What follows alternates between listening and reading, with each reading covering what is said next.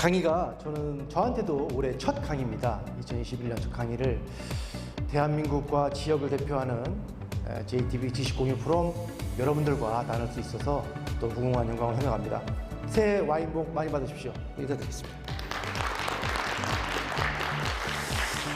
여기 계신 분들이 워낙 사회적인 경험과 배경 지식 수준이 높기 때문에 와인 얘기, 제가 와인 강의를 준비하면서 고민을 많이 했어요. 도대체 어디에 이 등높이를 맞춰야 될까? 분명히 매니아들도 많으실 거고 또 평상시 즐기시는 분도 많으실 건데 그래도 또 와인에 좀 관심 갖는 분들을 위한 초보와 중급의 눈높이 사이쯤 어딘가로 여러분들과 한번 와인 이야기를 같이 나눠보도록 하겠고요. 다 아는 내용이라도 한 번쯤 이렇게 호응해 주시면 또 한번 아는 내용을 짚어간다는 내용으로 하시면 나쁘지 않다 싶습니다. 또 올해 첫 와인 이야기를 같이 함께 할 수 있어서 너무 기쁩니다. 그러면 슬기로운 와인 생활이라는 주제로 와인 이야기를 같이 해보도록 하겠습니다. 이 짧은 시간 안에 와인에 대한 모든 이야기, 인류의 역사만큼 긴 와인 이야기를 다 할 수는 없지만 그 중에 몇 개라도 깊고 좁게가 아니라 넓고 얇게 한번 와인 이야기를 우리가 한번 같이 다 아는 내용을 서로 공유해 봤으면 합니다. 그래서 시작하도록 하겠습니다. 이제 이 앞에 제가 처음으로 띄웠던 이 작품의 원작이고 그걸 재미있게 패러디한 실제로 프랑스에 있는 몬탈치노 마을에 있는 와인에 있는 벽화를 제가 직접 찍은 건데요. 이 여인의 이름은 리자 부인입니다. 그래서 작품이 모나리자죠. 네, 리자 부인. 그 모나리자의 리자 부인도 와인을 뭐냐고 물어보니까 고민하고 있는 것 같아요. 자기도 잘 모르겠는 것 같아요. 또 다른 질문 하나만 더 들어보도록 하겠습니다. 제가 가장 많이 받는 질문 중에 하나입니다. 어떤 와인 좋아하세요? 여기 있는 분들도 상당히 비슷할 거라고 생각합니다. 어떤 와인 좋아하세요? 내가 와인 좋아한다고 그럽니다. 모른다고 하면 어떠지? 등등등등 많은 이 써놓는 모범 답안에 우리가 많이 동감이 되지 않을까요? 마찬가지입니다. 저도 마찬가지예요. 예. 근데 한 가지 이제 저도 와인을 좀 좋아하다 보니까 이 일을 같이 하게 되고 하면서 예전에는 와인 강의가 어떤 와인이 비싼 와인이고 어떤 와인이 등급이 높고 어떤 와인이 유명하고 어떤 와인을 경험해봐야 내가 와인을 좀 안다고 할 수 있고 이런 쪽으로 많이 좀 예전에는 시작을 했다면 지금은 이제 우리도 와인에 대한 경험치가 많아지고 또 한 번쯤 이제는 다시 생각해야 될 것들이 이런 부분인 것 같아요. 내가 좋아한다고 하는 이 와인이 정말 내가 좋아하는 와인인지 아니면 남들이 봤을 때 좋아한다고 하니까 좋아하는 건지 이 답은 자기만 알죠. 상대방은 잘 모르겠지만 그런 스스로에 대한 이제는 그 질문과 답을 해보면서 나는 앞으로 여러분들이 어떤 와인이 유명하고 어떤 와인이 비싼 거고 이걸 많이 아는 게 아니라 정말 나는 어떤 와인을 내가 정말 좋아했는지 그런 자기의 어떤 포커스를 맞추는 그런 와인 생활을 앞으로 하셨으면 좋겠어요. 그래서 그런 이야기들을 하다 보니 많은 이야기가 조금은 저도 너무 얕습니다만 인문학적인 이야기로 귀결이 되는 것 같아요. 그래서 그런 가장 근본적인 이야기를 토대로 같이 한번 우리의 생각, 정답은 없다고 저는 생각하거든요. 같이 공유 한번 해보도록 하겠습니다. 뭔가 철학적인 고민이 있을 때는 우리는 누굴 찾죠? 네, 테스형. 테스형. 테스형한테도 와인이 뭐냐고. 소크라테스의 죽음이라는 다비드가 그린 작품에 나온 그 작품을 제가 우선은 여러분들과 이야기 쉽게 같이 좀 풀어봤는데요. 테스형한테 물어보니 테스형 와인이 뭐예요? 그랬더니 테스형도 모르신다고. 정답이 없으니까 그렇겠죠. 그래서 우리만의 정답을 찾아가는 그런 시간을 가져봤으면 좋겠습니다. 분명히 모르는 건 사실인데 또 뭔가 하나를 또 알 수도 있는 게 있어요. 이분은 브리아 샤바랭이라고 하는 프랑스 대혁명 시기에 대법관을 지내기도 하셨고 그 시기에 최고의 미식가이기도 하셨습니다. 제가 오늘 그래서 좀 책을 들고 왔는데 이 미식 예찬이라고 한국말로 좀 번역이 되어 있고요.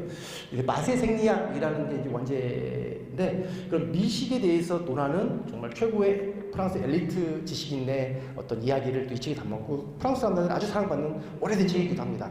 깊이도 엄청나고요. 재미도 있습니다. 근데 이분이 이 책에서 저는 되게 좋아하는 문구인데 어떤 말씀을 하셨냐면 당신이 어떤 음식을 좋아하고 어떤 와인을 좋아하는지 나한테 얘기해달라. 그러면 당신이 어떤 사람인지 이야기해 주겠다. 라는 말씀을 이 책의 여러 명언 중에 한마디를 하셨어요. 처음에 이 얘기를 들었을 때 되게 좀 멍했어요. 그래, 맞아요. 어떤 와인이 좋은 와인이고 어떤 와인이 뭐 최고고라는 정답은 없을지 몰라도 내가 좋아하는 음식과 와인, 그러니까 미식에는 음식은 와인도 하나의 음식이니까 내가 어떤 음식을 좋아하는지를 알면 내가 어떤 사람인지는 알 수도 있을 것 같아요.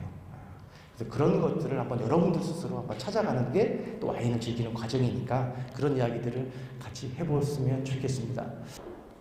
와인 이야기를 좀 본격적으로 이제 들어가는데 앞서 여러 가지 이제 와인에 관한 이야기가 있지만 전 하나의 나한테 가장 최고의 와인에 관련된 어떤 격언 이런 걸 뽑으라 그러면 저는 단언컨대 이 말인 것 같아요.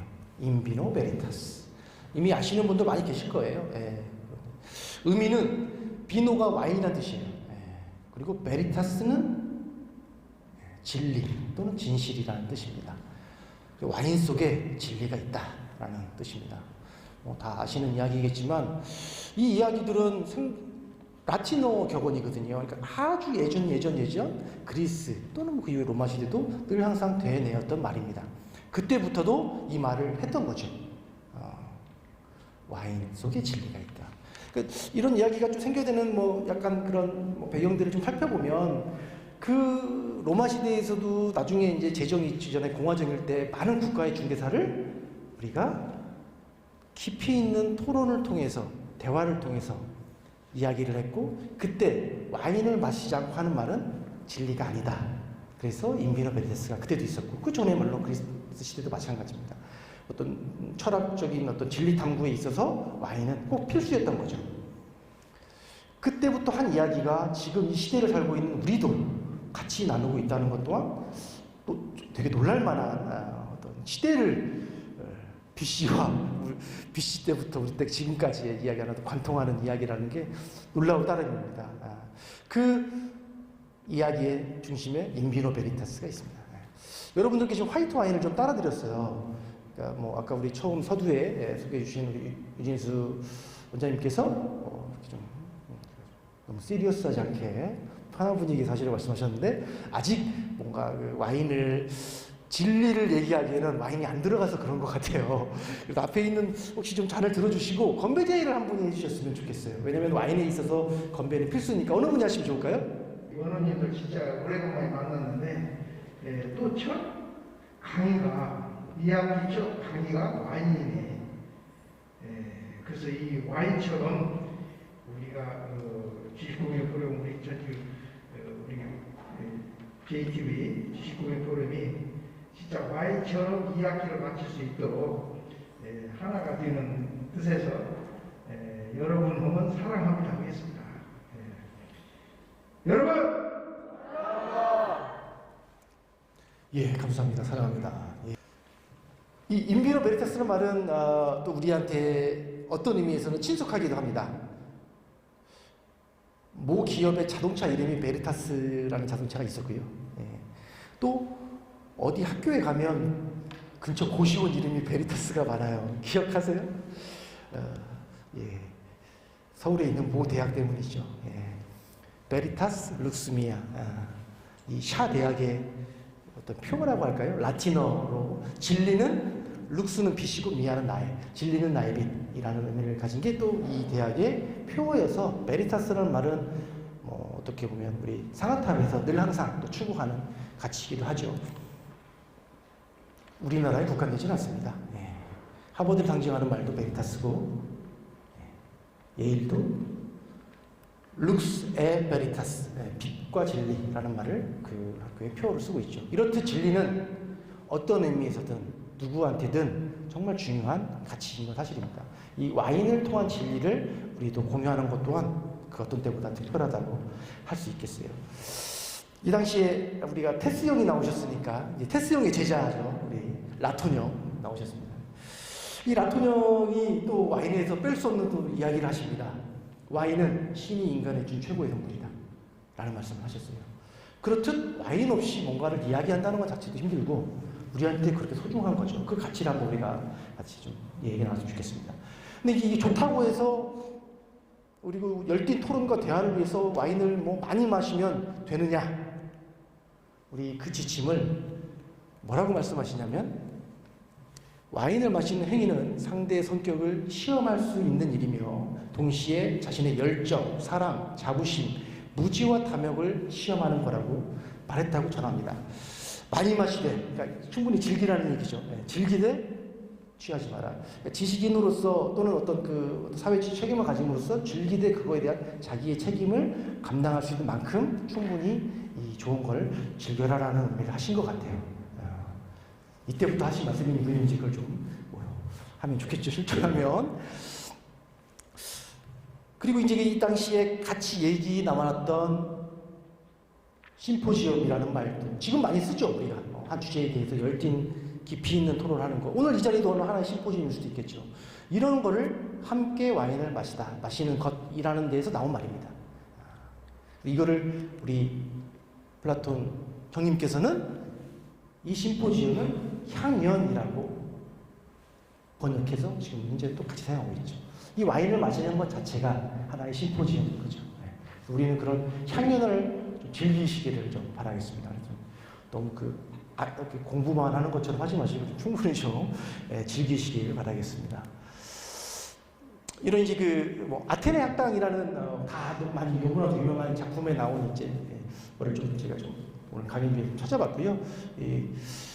소크라테스는 여기 계신데 그 옆에 있는 중심에 있는 이게 우리 플라톤이시고 이제 그 옆에 아리스토텔레스 같이 있는데 이런 최대의 이 당시에 철학가가 모여 있는 이런 향연 자리에서도 와인은 꼭 필수였다 이렇게 좀 말하고 싶습니다. 드시는 이제 화이트 와인에 대한 아까 좀 간단한 설명 여러분들이 나눠드린 핸드아웃에도 나눠져 있는데요. 좀 상당히 매력적이고 이 프로방스의 따사로운 어떤 햇빛을 받고 자란 화이트 와인의 매력을 여러분들도 같이 좀 즐기실 수 있을 거라고 생각합니다. 그런 상상을 하면서 와인을 즐기시길 바라겠습니다. 와인에 대한 좀 기본적인 다른 상식이지만 한번 좀 정리하는 이야기를 같이 한번 해보도록 하겠습니다. 그러면 와인이 뭐냐? 약간 추상적인 얘기를 떠나서 좀 더 구체적으로 들어가면 와인은 여러 술들이 있잖아요. 정확하게 말하면 알코올이 들어있는 베버리지, 음료죠. 알코올이 들어있는 음료. 그러니까 전체 음료 중에 알코올이 들어있는 음료가 있을 거고 그걸 우리가 말하는 술이라고 표현하죠. 그 술 중에 와인은 또 다른 술들과의 차이가 있을 거 아니겠습니까? 우리가 말하는 소주, 맥주, 위스키, 막걸리, 블라블라 등등의 다른 술들과의 와인이 뭐가 다르냐? 원료가 포도로 두 번째, 발효를 통해서 만든 술. 포도를 원료로 만드는 방식은 발효로 만든 술. 그러니까 포도는 아시니까 나중에 발효만 조금 이해하시면 되겠죠. 이게 와인입니다. 다른 술과 다른 차이죠.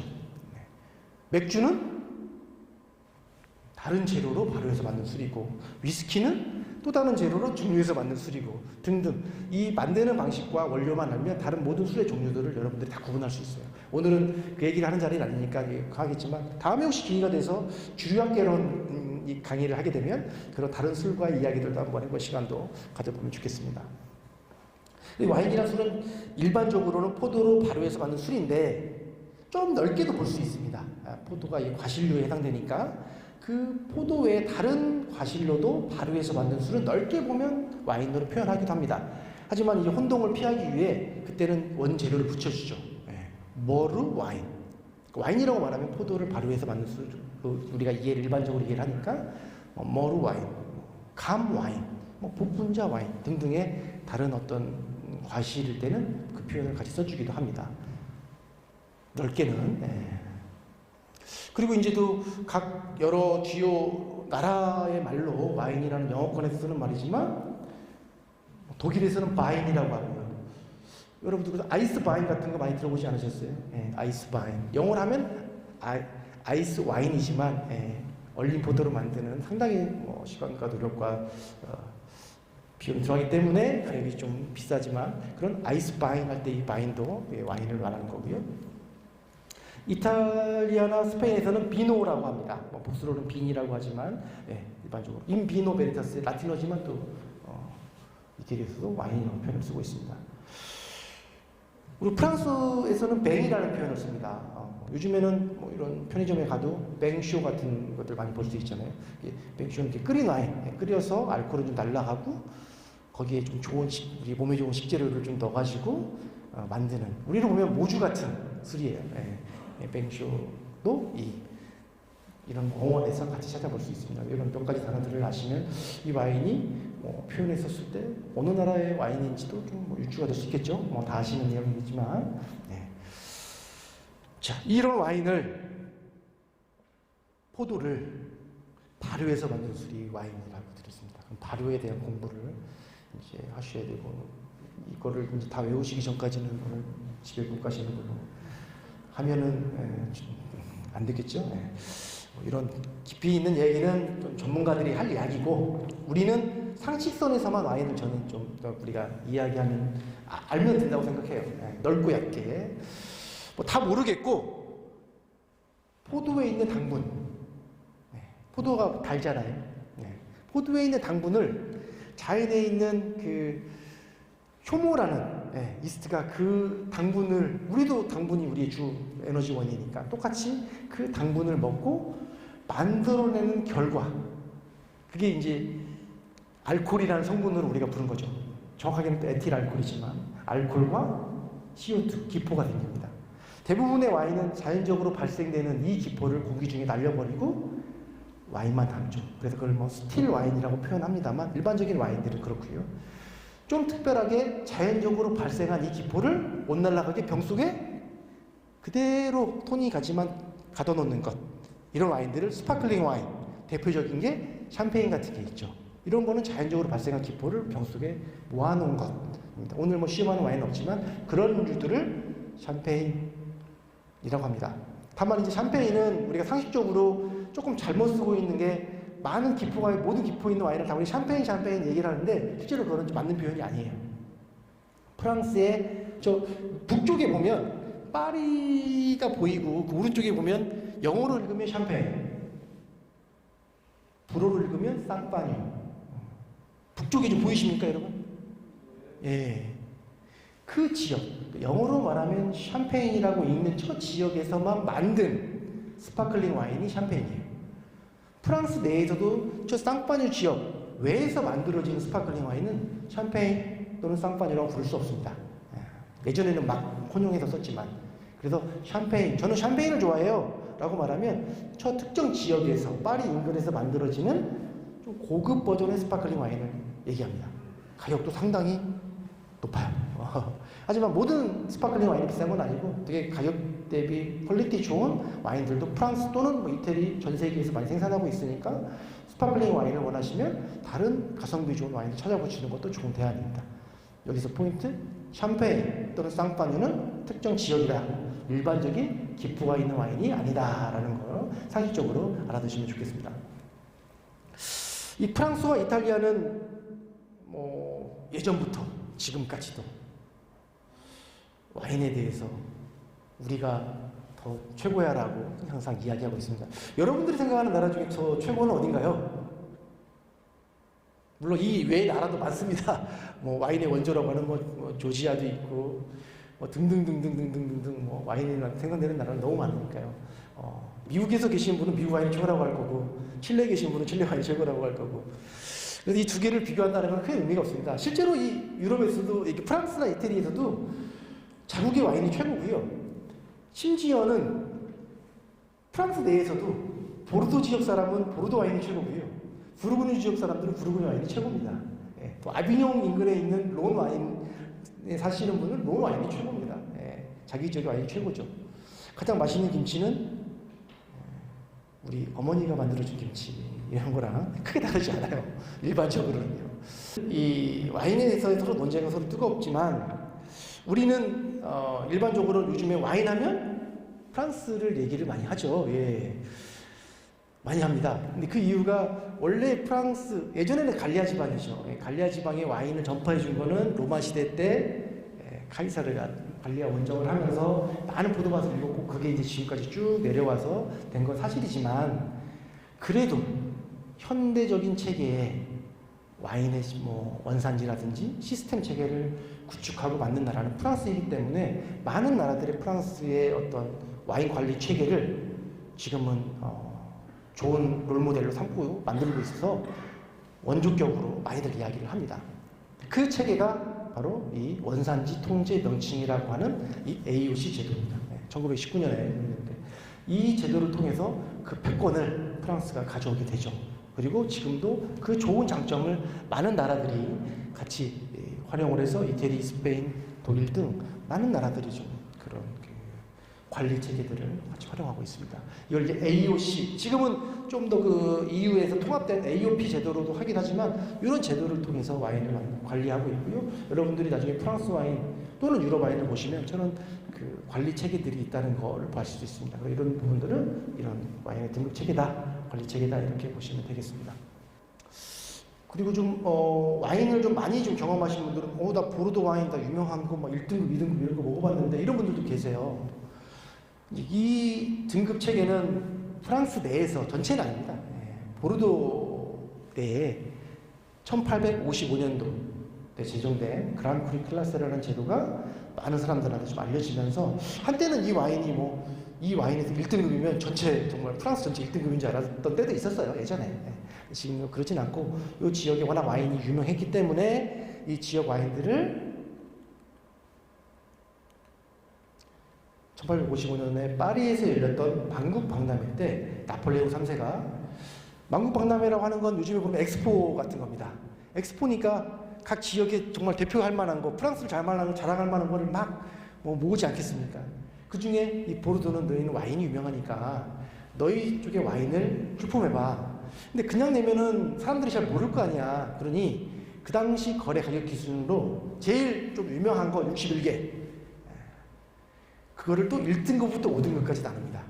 그래서 그거를 내가지고 그때 만들어진 등급 체계가 한 2번 정도 변화가 있었지만 지금까지도 쭉 내려오고 있는 많은 사람들한테 또 회자되는 좋은 와인이라고 좀 표현도 하지만 그 외에도 좋은 와인이 너무 많습니다만 그런 등급 체계가 같이 1855년도에 이루어졌죠.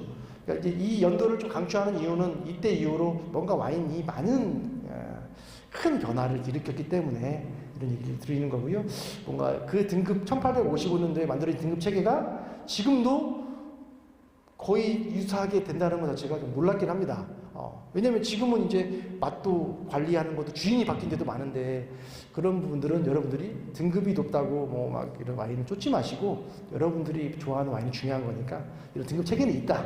하지만 참고하시는 자료로만 사용하셨으면 좋겠습니다.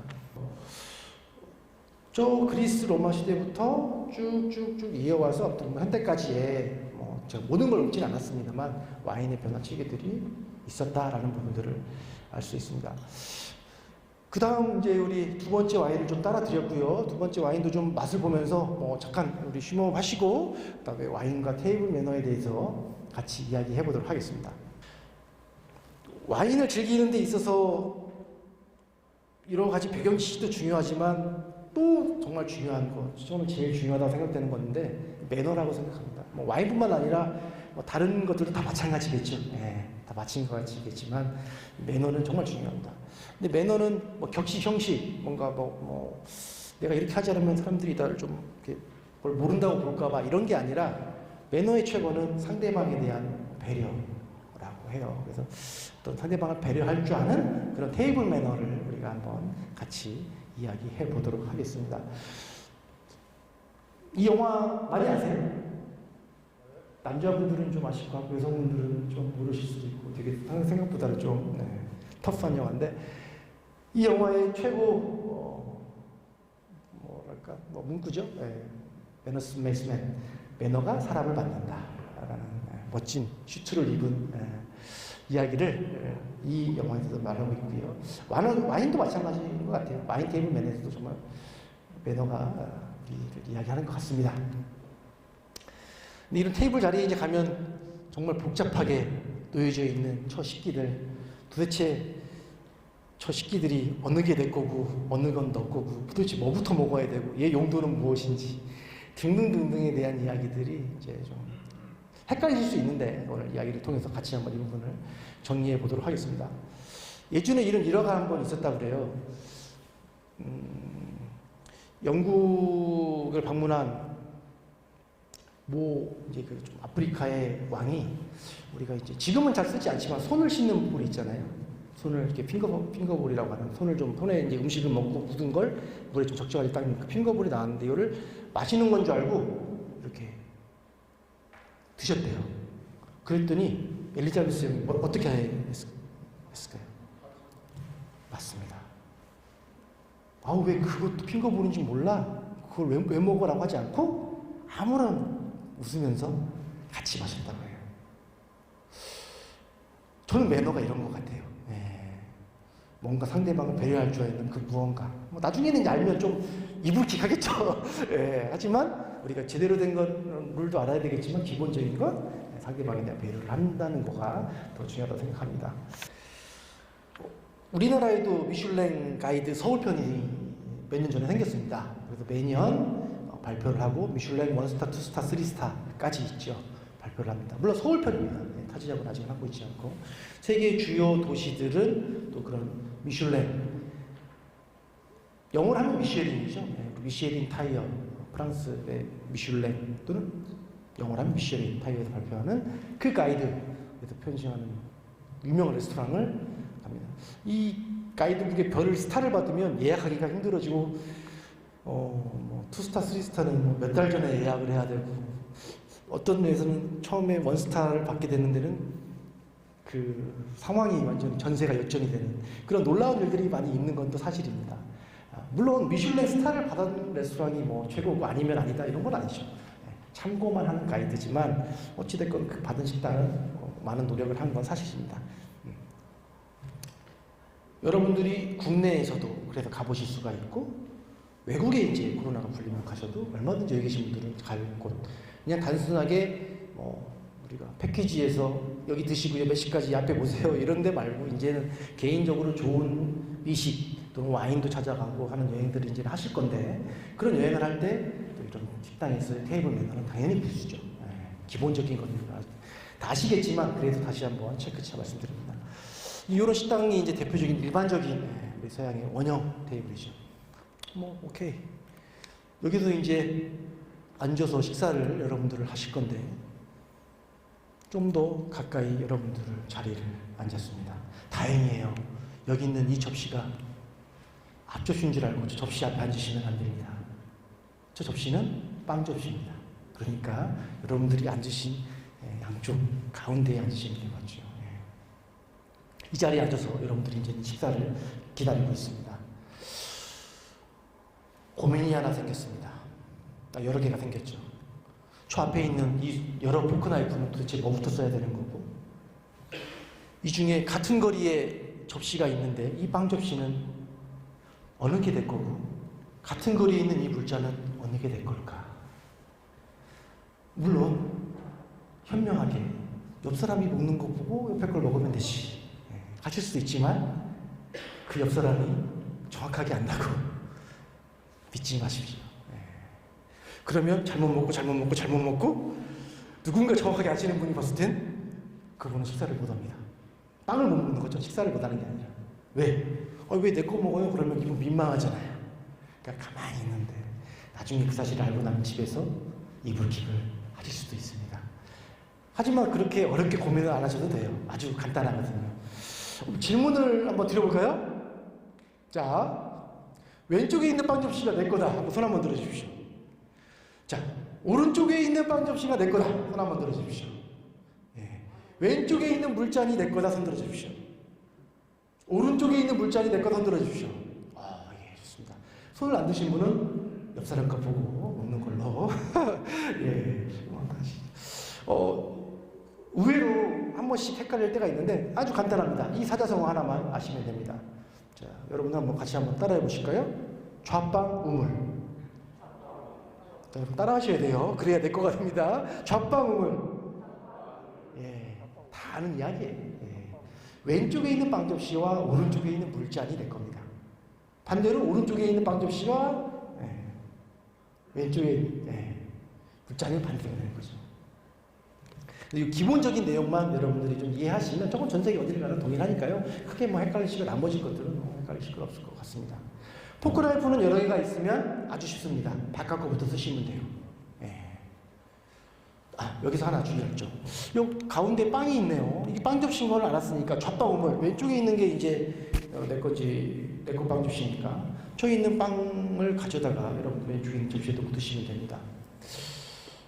그런데 이제 아무래도 좀 위생 상태를 위해서 포크로 이렇게 집어 드시면 좀 낫지 않을까 싶어서 포크로 빵을 드시는 분들을 가끔씩 볼 수가 있는데 요거는 좀 피하셔야 될 상황입니다. 왜냐면 테이블 위로 이렇게 포크가 올라가는 거는 조금은 상황에 따라서는 오해가 생길 수도 있으니까 테이블 위로 포크를 올리시면 하지 마시고 빵을 손으로 드시는 거예요.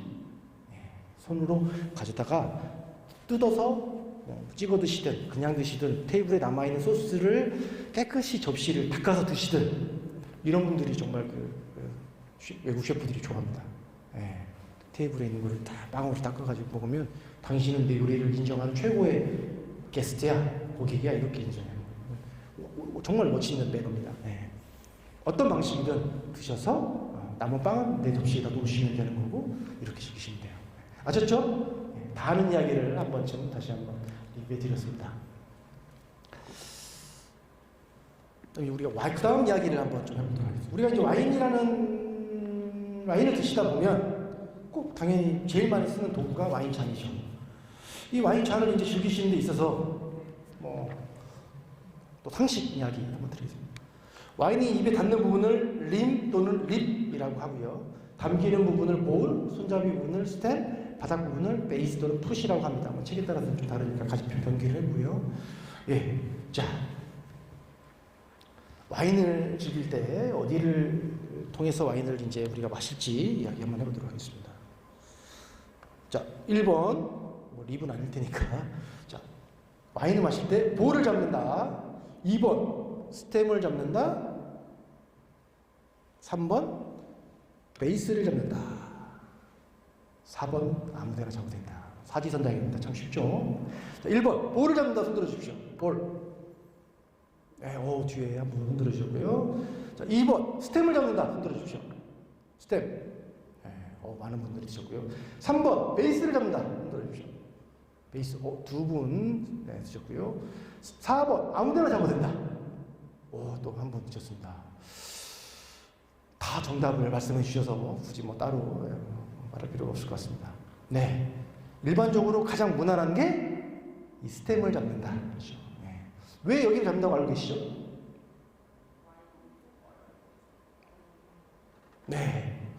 와인은 온도가 중요한데 스템 외에 볼을 잡으면 내 체온이 와인에 전달이 돼서 와인의 맛을 안 좋게 변할 수 있으니 볼을 잡으면 안 된다. 또 반대로 똑같은 말이지만 내가 볼을 잡고 와인을 마시면 와인을 모르는 사람으로 생각될까봐 볼을 잡으면 안 된다. 이런 거 같이 되지 않나요? 일반적으로 스텝을 잡죠. 만약에 여러분 이렇게 베이스를 잡는 건 어떨까요? 이런 분 보셨어요? 네? 보셨어요? 역시 경험이 많으신 분들이 계시군요. 제가 좀 뒤에 그 이야기를 같이 해드리도록 하겠습니다. 마이크를 들고 하려니까 힘드네요. 자, 여전히 논란이 되고 있는 것도 사실입니다. 오바마 전 대통령과 메르켈 총리는 볼과 스템을 잡으셨네요. 그러니까 나 그런 거 헷갈린다, 모르겠다. 이렇게 이런 도구를 사서 병에다 쑤셔서 들으시는 것도 방법일 수 있겠습니다. 일반적으로는 스템을 잡는 게 가장 무난한 방법입니다. 하지만 와인을 즐기는 데 있어서 내가 볼을 잠깐 잡는다고 해서 이 온도가 너무 많은 영향을 주진 않아요. 또 그게 안 좋게 영향을 꼭 주는 것도 아닙니다. 그래서 이 볼을 잡는 것도 여러분 두려워하지 않으셨으면 좋겠어요. 약간의 어떤 분들은 내가 여러분들께 내가 지금 마실 와인이 온도가 좀 차가워요. 서브된 온도가 와인은 화이트 와인, 레드 와인에 따라서 적정하게 마시는 온도가 다른데 지금 뭐 추운 겨울에 차에서 뭐 와인을 꺼내왔거나 아니면 와인 셀러에서 막 꺼내온 온도가 설정이 뭐 좀 레드 와인인데 12도에서 꺼내왔다. 그러면 충분히 즐기기에는 아직은 시간이 좀 필요합니다. 근데 기다리는 것도 한계가 있죠. 자연적으로 올라가겠지만 그럴 때는 일부러 와인잔에 볼을 내서 체온으로 올리기도 합니다. 그러니까 와인을 좀 더 경험이 많은 사람은 와인을 즐기는 적절한 온도를 아는 거고 그거에 따라서 내 체온을 활용하는 경우도 있어요. 그래서 여러분들 볼을 잡는 거는 두려워하지 마세요. 전혀 잡으셔도 무방합니다. 대표적인 사진입니다. 이보다 해상도가 높은 사진을 제가 사주려고 몇 시간 구글링을 했는데 도저히 없어서 양해 부탁드립니다. 워낙 예전 사진이에요. 고 김대진 대통령이시고 옆에 계신 분은 누구신지 아시겠어요? 네. 프랑스 힌트. IMF 힌트. 예, 맞습니다. IMF의 깡드시 총재님이세요. 예전에 우리나라에서 등등등등 여러 가지 역사적인 일들이 있었죠. 프랑스 분이시고 최고의 뭐 석학이시고 분이 같이 이제 찍는 작신이 이제 찍힌 기사가 회자가 됐는데 와인은 스템 아주 좋아요. 볼 전혀 문제되지 않습니다. 즐기는 데 있어서 와인 비교 시음하는 거 아니잖아요. 테이스팅하는 거 아니고 우리가 와인을 즐기는 데 있어서는 볼은 아무런 문제가 되지 않습니다. 전 대통령님이시고 그 취임 초에 그 경제인 출신의 CEO 출신답게 취임 초에 그 미국에 가서 글로벌 CEO들하고 만찬 자리에 찍힌 사진인데 이때도 우리나라의 관료분들은 다 스탬을 잡고 아주 정석으로 옆에 있는 글로벌 CEO들은 다 볼 잡고 있어요. 둘 다 틀린 사람은 아무도 없죠. 다만 편하게 마시면 되는 거죠. 그러니까 어디든 다시 잡아도 됩니다. 세 번째, 베이스. 풋. 여기를 잡는 사람은 이런 그래요. 소믈리에들이 카메라가 딱 들어오면 포즈를 취해야 되잖아요. 그럴 때 많이 잡습니다. 예. 왜냐면 이 베이스를 잡는 게 이제 어떻게 생각될지 모르겠지만 이 와인을 돌리는 이 스월링하기도 되게 무게중심이 낮아서 좋고요. 약간 멋스러워 보이는 것도 있는 것 같고요. 이렇게 빛을 보고 와인을 보거나 향을 맡거나 등등의 용도로 활용할 수가 있어요. 여러분들이 와인이 나중에 좀 익숙하시다 보면 요 베이스 부분을 활용하기도 합니다. 자, 오늘 한번 해보실까요? 벌써 익숙하신 분들이 계시네요. 네, 잡고 한번 이렇게 돌려보세요. 네. 자, 여기를 쓰는 일들이 처음이신 분들도 더러 계실 것 같습니다. 이렇게 활용도 가능해요. 그러니 상황과 장소에 따라서만 활용하시면 되지 꼭 어디를 잡으면 되고 어디를 잡으면 안 된다는 건 없다는 거죠. 네. 자, 향도 한번 맡아보시고. 제가 이제 이렇게 말씀드리니까 나 저번에 지식군을 부르면서 강사님한테 배웠는데 와인 베이스로 잡으면 뭔가 좀 있어 보여. 내가 이렇게 가서 잡아야지. 가지고 서울에 중요한 여러분들 심포지엄에 참여하셔가지고 이제 만찬 자리에서 와인을 베이스를 잡고 멋있게 돌립니다. 향도 한번 맡아주고 맛도 딱 보고 나니까 이제 뭔가 좀 어깨가 으쓱해요. 옆 사람이 물어보죠. 와인 전문가신가 봐요. 이 와인 품종이 뭐예요? 혹시 어느 원산지 혹시 좀 알려주시겠어요? 네. 이런 경우가 있을 수 있다는 거죠. 아니 물론 알면 즐기는데 아무런 문제가 안 되죠. 그래서 상황과 장소에 따라서 재미있게 활용하시라는 것으로 말씀드렸습니다. 근데 이제 제가 이 이야기를 하는 이유는 너무 우리는 마치 볼 잡으면 큰일 나는 것처럼 또는 스템을 다른 데 잡으면 안 되는 것처럼 알고 있어서 그런 고정관념도 오늘 이 자리에 또 계시다 이런 말씀을 드리고 싶어서 다시 한번 표현드립니다. 옆에 있는 우리 송기범 소믈리에는 저랑 같이 베를린 와인 트로피 심사위원도 했었는데 작년에 결혼한 새신랑이에요. 워낙 잘생기고 인기가 있어서 실력도 우수하고요. 대한민국 대표로 또 세계대회에서 출전하는데 항상 응원하는 후배 소믈리에입니다. 왼쪽에 있는 분도 대전에 아시아 와인 트로피가 열리는데 왔었던 심사위원으로 왔었던 마스터 소믈리에예요. 전 세계 300명이 안 되는. 근데 이제 사진의 포즈는 이렇게 가는 거예요. 여러분들도 나중에 한번 해보세요. 자, 테이블에서 이제. 근데 와인잔보다 저는 더 중요하다 생각하는 그 이야기가 그 다음에 좀 제가 준비해봤습니다. 와인잔 편하게 정말 즐기셨으면 좋겠고요. 자, 만찬장에다 찍힌 사진을 같이 왔는데 이 사진을 보면 뭐를 느낄 수 있냐면 그 다음 시선, 눈 어디를 보느냐가 좀 우리 여기 계신 CEO분들 또는 오피니언 리더분들은 꼭 한번 좀 생각해 보실 필요가 있어요. 어디를 보죠? 우리 아이 컨택이라고 그러죠. 와인을 마시고 즐기고 건배를 할 때는 눈을 보면서 하는 거예요. 근데 보통 익숙치 않으니까 잔을 많이 봐요. 이해합니다. 충분히 그럴 수 있는데 좀 더 익숙하실수록 이제는 상대를 보면서 건배를 하시는 그런 좀 뭐랄까 연습 또는 습관을 한번 해보시면 좋겠어요. 문화의 차이니까 그걸 뭐라고 옳고 그르다 말할 수는 없겠지만 막 그런 눈을 보시죠. 우리나라로 동양 쪽으로 여기 방송용으로 해도 되나요? 이렇게 막 응시하냐고 할 수 있겠지만 눈을 보는 것, 눈을 회피하는 건 뭔가 이 사람이 나를 숨기고 있다라고 오해를 할 수가 있는 어떻게 보면 그런 행동일 수 있어요. 물론 우리는 문화적인 차이는 분명히 있습니다. 하지만 알아두시면 여러분들은 특히 더 비즈니스라든지 또 외국 친구분들 또는 등등에서 좋습니다. 눈을 보고 그 다음 미소, 웃는 거가 좀 우리가 좀 되게 좀 많이 잘 안 하죠. 그러니까 건배할 때는 상대방을 보고 한 번쯤은 살짝 미소를 같이 지어주시기 바라겠습니다. 어색하다고요? 많이 해보세요.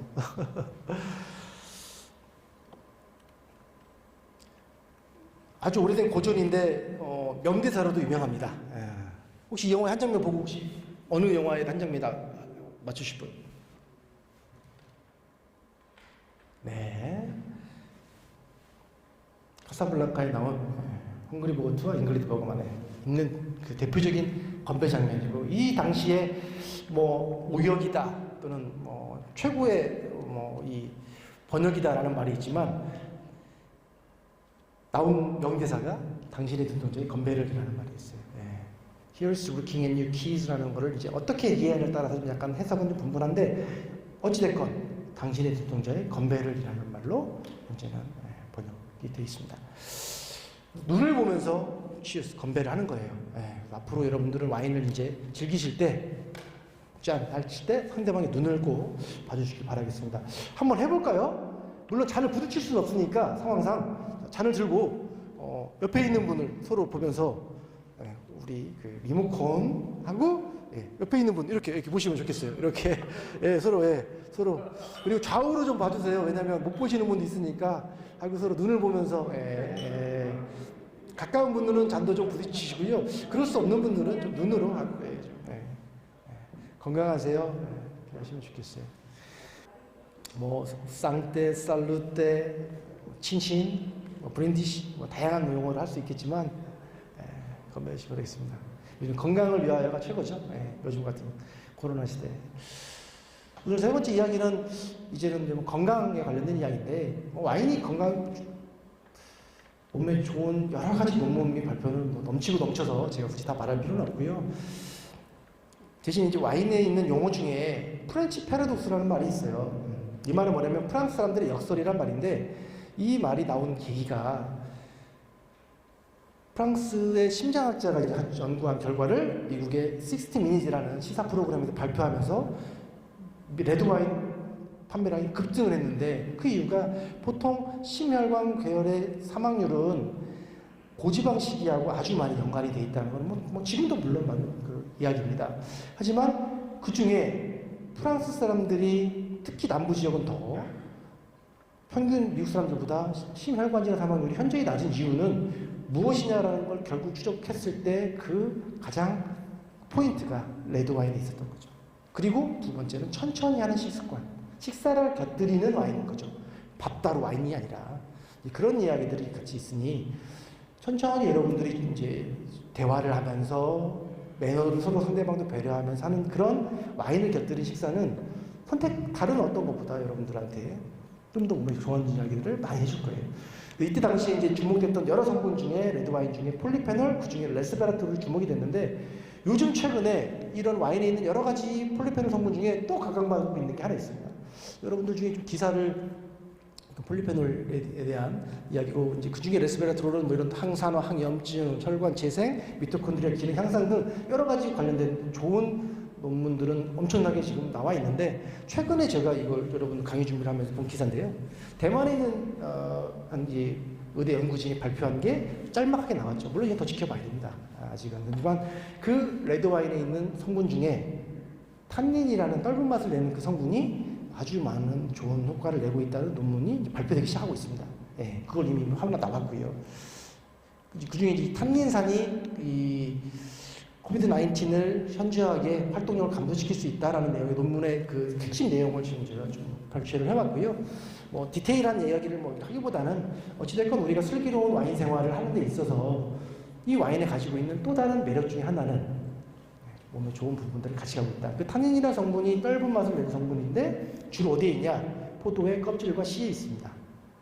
그리고 레드와인과 화이트와인의 큰 차이점 중에 하나가 물론 품종이 청포도냐 적포도냐도 다르기도 하지만 레드와인은 그 적포도의 껍질과 씨를 같이 양조하는 과정에서 일부 우려내죠. 거기에서 이 탄닌이 같이 나옵니다.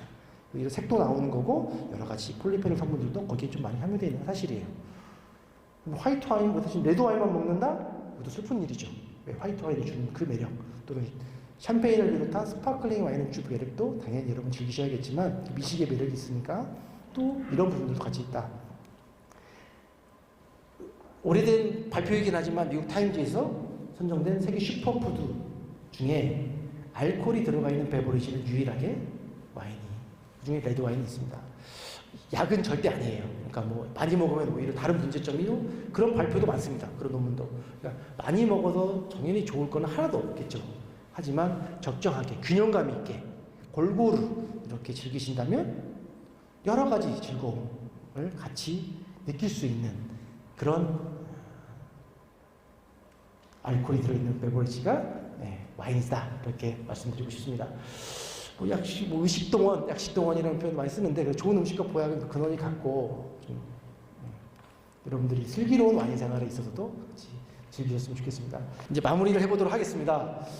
와인 이야기를 한다는 게 특히 생각보다 짧지 않은 시간에 그 깊이 있는 와인 이야기를 한다는 게 저한테도 어려운 숙제고요. 아직 많이 부족해서 힘들지만 우리 여기 계신 분들과 이 와인 이야기를 나눌 수 있는 기회를 주신 JTB 대표님 또는 우리 또 원장님 그리고 모든 관계자분들께 깊은 감사드립니다. 큰 박수 한번 부탁드리겠습니다. 앞으로 기회가 되면 같이 좀 더 슬기로운 와인 이야기를 한번 나누는 시간을 가져봤으면 좋겠고요. 오늘 마지막 이야기는 우리 괴테의 말씀과 함께 마무리하도록 하겠습니다.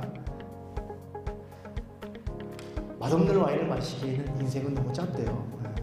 근데 맛있는 와인은 오늘 서두에서 말씀드렸던 대로 비싼 와인, 등급이 있는 와인 이런 와인이 아니고 최고는 내가 좋아하는 사람들이랑 먹는 와인이 최고인 것 같아요. 그리고 상황과 장소에 맞는 음식에 맞고 하는 그런 와인이면 충분합니다. 여러분들 앞으로 와인을 즐기실 때 이게 뭐 비싼 거야, 이게 얼마짜리야 뭐 이런 것보다는 여러분들의 지금 좋은 사람들과 웃고 즐겁게 마실 수 있는 그런 와인들을 찾으셔서 또 내 상황에 맞는 와인을 찾으셔서 와인을 같이 여러분들의 음식에 곁들인다면 여러분들의 인생이 훨씬 더 풍특해지고 여유로워지고 행복해질 거라 믿어도 쉽지 않습니다. 많이 부족한 강의지만 여러분들 경청해 주셔서 감사합니다. 고맙습니다. 네.